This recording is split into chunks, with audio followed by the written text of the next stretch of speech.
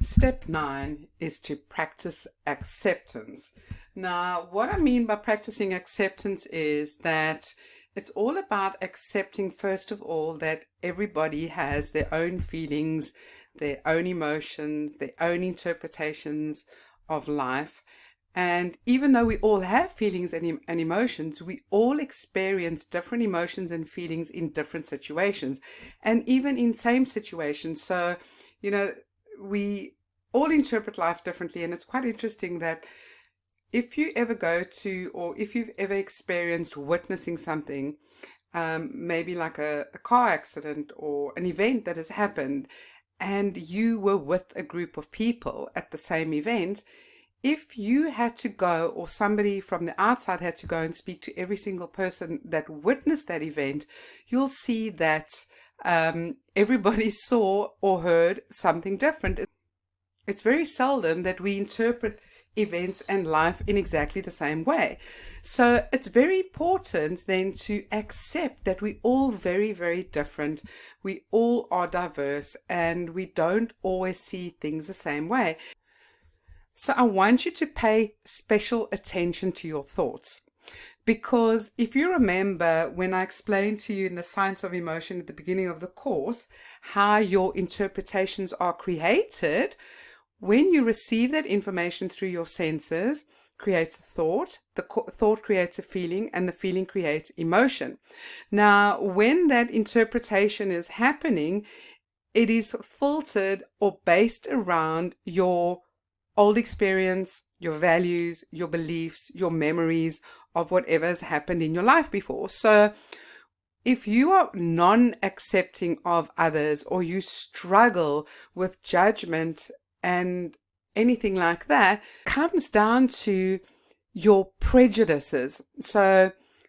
And your prejudices come down to your beliefs. So if you, for instance, grew up in a home where you thought homosexuality is wrong, where you were told that it's not okay to be a different color or a different religion, all those prejudices come from your beliefs, and therefore your beliefs are going to create those thoughts and going to create your feelings and your emotions.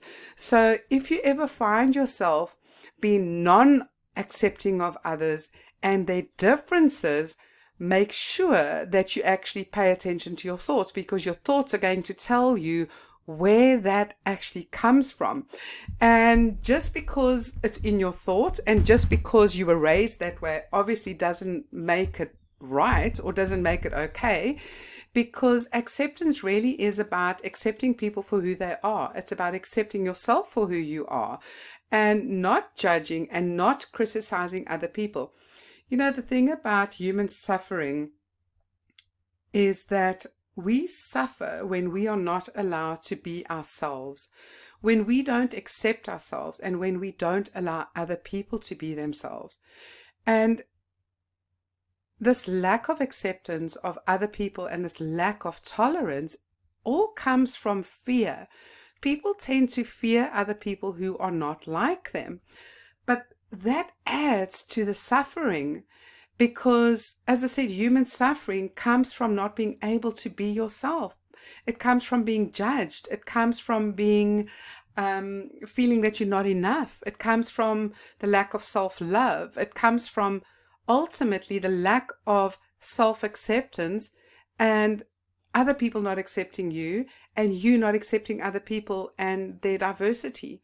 So acceptance is such an important aspect of emotional intelligence, because emotional intelligence means that you really, really get to know and understand and like and love yourself and accept yourself in totality, as well as accepting other people for who they are. And where your thoughts can really help you as well is that, you know, when you're getting into becoming emotionally intelligent, in the beginning, sometimes it's a little bit difficult because your feelings almost seem to happen quicker than your thoughts, because you can feel it straight away in your body.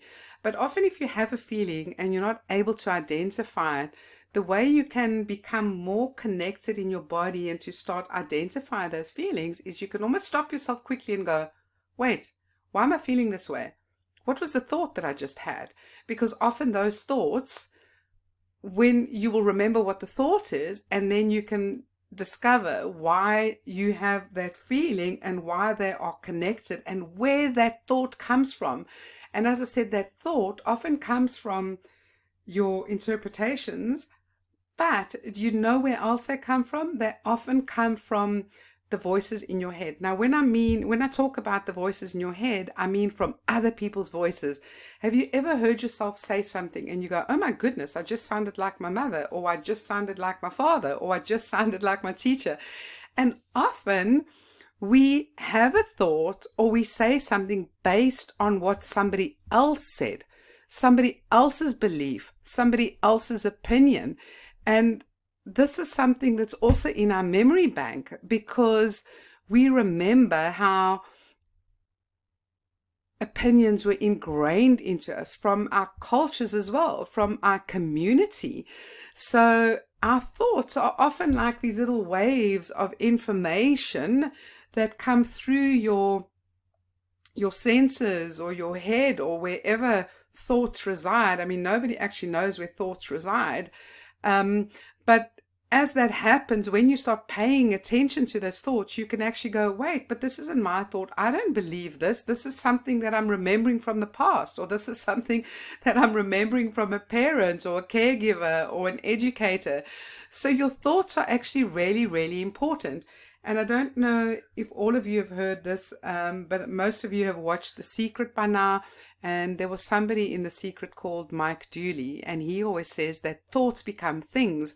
Now, what he means by that is that every single thing that we create on earth, every product, every service, every book that's ever been written, every bit of stationery, every truck, furniture, anything was an idea and a thought before somebody actually invented and created it.